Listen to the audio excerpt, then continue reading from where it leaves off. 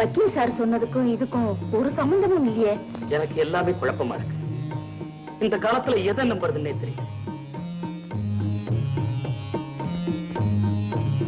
Mister Sabapathi, உங்களோட தனியா பேசணும். கொஞ்சம் இப்படி வரீங்களா?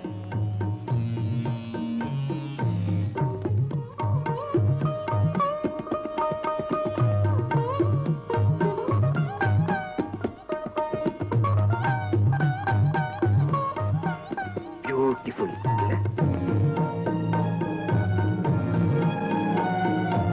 ஏங்க பொண்ணு இதுதானா? ஆமாங்க, இதுதான் வாணி. இந்த ஆப்டிக்கெல்லாம் ஒரே வாரிசு. கல்யாணம் ஆனதும் எல்லாம் வாணிக்கு சொந்தமாயிடும். ஆமா, வக்கீல் உங்களுக்கு விவரம் சொல்லியிருப்பாரு. ஆமா, சொன்னார். ஏங்க அந்த பொண்ணு யாரு? இவ என் பொண்ணு. காலேஜ் படிக்கிறான். இருந்தாலும் வீட்டு வேலை பூராவும் இதுதான் செய்யும். என்ன செய்யறது? இந்த வீட்டை பாதுகாத்து கொடுக்கறதே நாங்க தானே. அம்மா ஷீலா, அக்கா கிட்ட கொடுமா. வாணி, உன் கையால எல்லாருக்கும் காப்பி எடுத்து கொடுமா. வாணி, என்ன தயங்குற? ஓமா.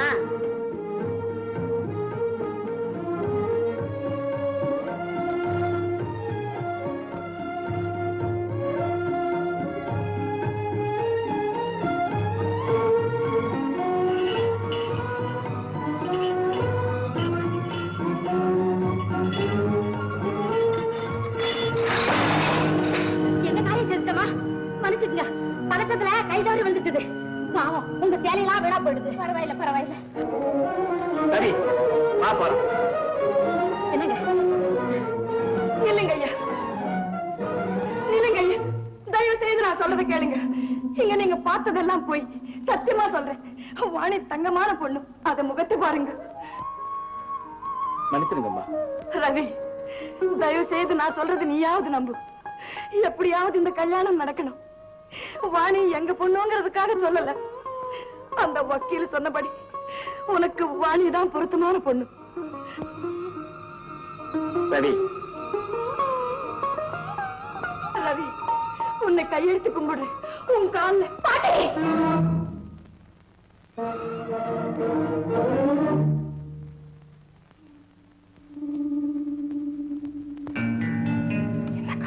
எத்தனை நாளைக்கு தான் வர சம்பந்தத்தை எல்லாம் நான் கெடுத்துக்கிட்டே இருக்கிறது? இனிமே சும்மா இருந்த பிரயோஜனம் இல்ல. பாசமா பழகியோ பலவந்தப்படுத்தியோ அவளை வசப்படுத்திட்டா. அக்கா, இனிமே பாசமா பழகிறதுக்கு சந்தர்ப்பமே இல்லை. பலவந்தப்படுத்தி தான் அவளை என் வழிக்கு கொண்டு வரணும். நீ சொல்லிட்டே இல்ல, சீக்கிரமே கரைத்து முடிச்சிடறேன். சரி போ.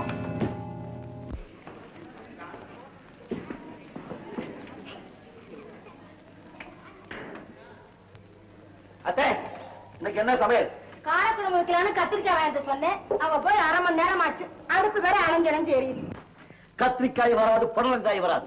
இன்னைக்கு ஒரு சாப்பாட்டுல மண்ணுதான். பேசாம அடுப்பு அணைச்சிட்டு நீ அதுக்குள்ளே படுத்துக்கோ. ஏன்பா? நான் சொல்லேன்னு தப்பா நினைக்காதே. உன் செல்ல பொண்ணு நடுவோட்ல 4 பொடி பசங்களோட கோலி விளையாண்டுகிட்டு இருக்கா. நிஜமாவா?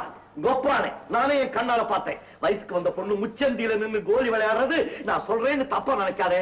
அவ்வளவு நல்லா இல்ல. இப்ப அவளை என்ன செய்யப்பா? அத்தை நில்லு. வெறுங்கையோடு போதும் உன் வீரத்துக்கு அழகல்ல இந்த ஆயுதம். நான் சொல்றேன், தப்பா நினைக்காதே.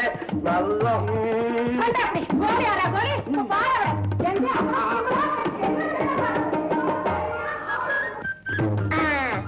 சொல்லுங்கடா, எந்த கோழி? அதோ அந்த பச்சை கோழி. பச்சையா? அப்புறம் மாத்தக்கூடாது. பச்சை தானே? பச்சை பச்சை. ஏய், போட்டிக்கு தானே காலை கிழமை. எங்கடா தானே?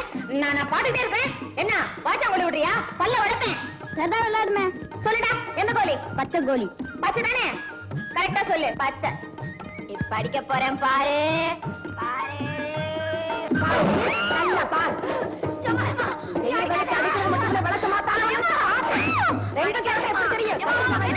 அவன் சொன்னான் என்கிட்ட.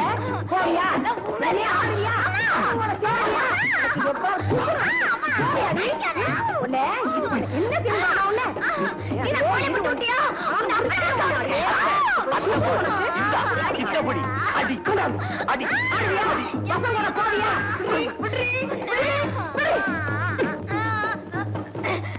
இது பாரு, தொட்டத்துக்கு எல்லாம் என்ன தொடப்பத்தாலையோ கொம்பாலையோ அடிச்சுக்கிட்டே இருக்கிறல்ல, எனக்கு கோவம் வந்துருச்சு.